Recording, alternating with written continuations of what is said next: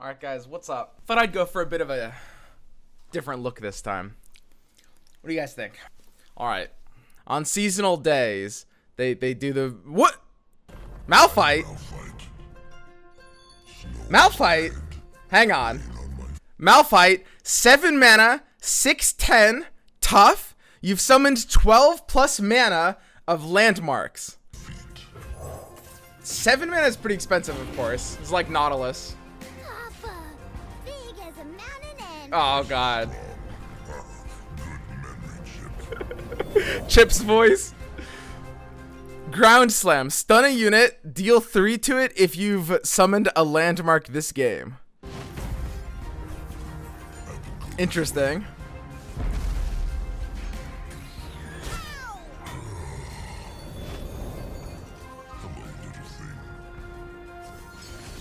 It's a pretty good card. Stun a unit and deal 3. 4 mana fast speed. Alright. Big Malphite. Alright, wait. I didn't see it. When I'm summoned or level up or round start, if you have the attack token, create an unstoppable force in hand. Okay.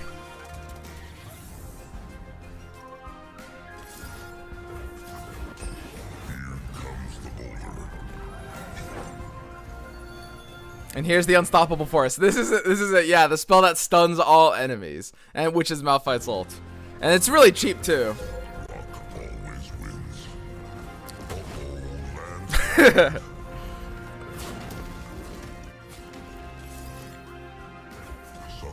the lad hits back. It is a good day to be Malphite. All right.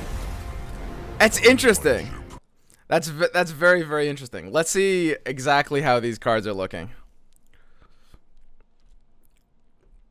Okay. Oh, we're gonna have to go to Mobalytics. All right, let's check it out. Okay, so out of all the new cards so far, in addition, there were a couple of cards that were revealed in the season. Stonebreaker is a card that was revealed, I think, in the Asian seasonal tournament, if I have that correct. But Stonebreaker is a 6 mana 6/4 follower. Play. If you've summoned 4 plus landmarks this game, deal 4 to an enemy and 2 to the enemy nexus, which is interesting. It's sort of similar to Rampaging Bakai, in a way. This one costs 6 mana. It deals 4 to an enemy, and it'll do more damage to the enemy nexus, but it doesn't have Overwhelm to compensate for that. That's pretty cool. So, I mean, the big question right now, it looks like we're just getting Malphite, for the time being. It looks like there's not, like, a bundle of support cards with him. So, in terms of what we can expect from this, it just comes down to evaluating Malphite. His champ spell is the Ground Slam we saw earlier, which is pretty nice. Ground Slam's not a bad card. I mean, all you have to do is summon a landmark this game at any time.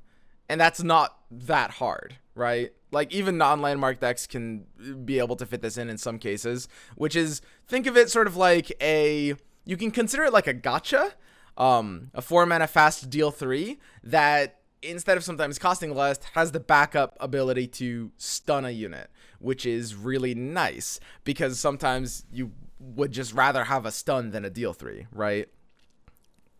So it's not bad. It's not bad at all. Malphite is the big question.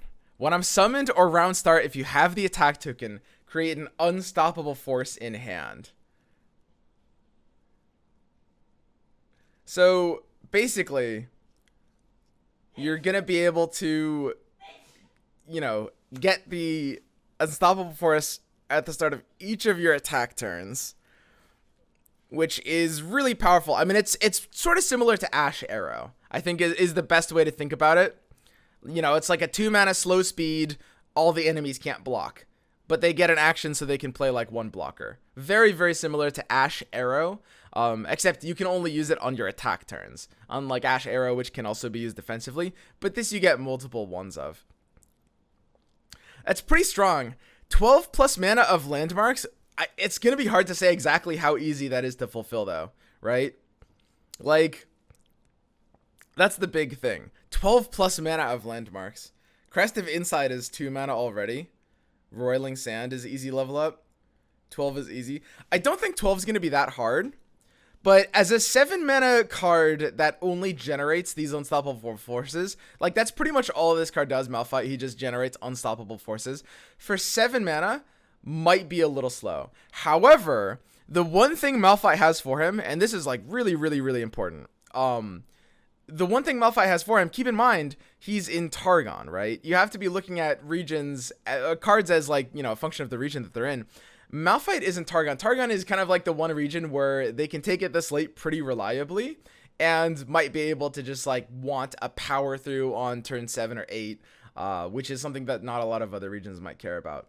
So I think so. You rally when he levels? Ooh, you shouldn't. If you have the attack token, create an unstoppable force in hand. If you spend 12 mana on landmarks, you already lost the game.